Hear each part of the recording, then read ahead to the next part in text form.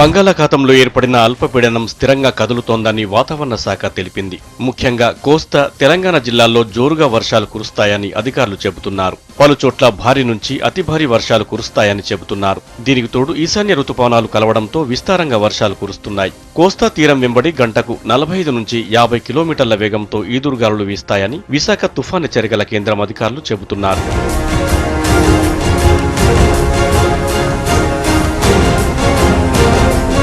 భారీ వర్షాలతో వరద ఉధృతి పెరిగిపోయింది.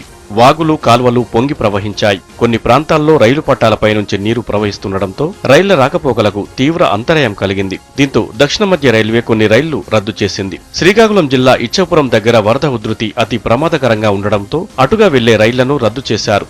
శ్రీకాకుళం జిల్లా జాదుపూడి, ఇచ్చాపురం మధ్య ఉన్న రైల్వే ట్రాక్ పైకి నీరు రావడంతో హౌరా వైపు నుంచి రావాల్సిన పలు రైళ్లను నాగపూర్, బలహర్ష, వరంగల్ మీదుగా విజయవాడకు మళ్లించారు.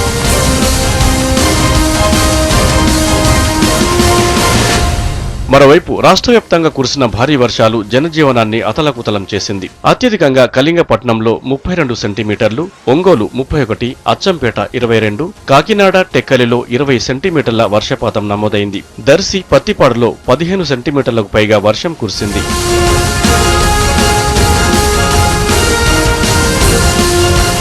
శ్రీకాకుళంలో 116 చెరువులు, 29 కాలువలకు గండ్లు పడ్డాయి. 91 గ్రామాలు ముంపుకు గురయ్యాయి. 60,000 హెక్టార్లలో వివిధ పంటలు నీట మునిగాయి. 30 గ్రామాలకు పూర్తిగా రాకపోకలు నిలిచిపోయాయి. విజయనగరం జిల్లాలో 10,000 హెక్టార్లకు పైగా వరి, మొక్కజొన్న, చెరకు, పత్తి పంటలు దెబ్బతిన్నాయి.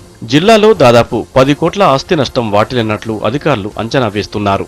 విశాఖ, తూర్పుగోదావరి జిల్లాలోనూ భారీ ఆస్తి నష్టం సంభవించింది. దాదాపు 1,50,000 ఎకరాల్లో పంట నష్టం జరిగింది. 50,000 ఎకరాల్లో వరిచేలు నేలరాలాయి. 200కు పైగా ఇళ్లు పూర్తిగా దెబ్బతిన్నాయి. కృష్ణా జిల్లాలో 27,000 ఎకరాల్లో పంట నష్టం జరిగింది. గుంటూరులో 1,00,000 హెక్టార్లలో రైతులు పంటను నష్టపోయారు.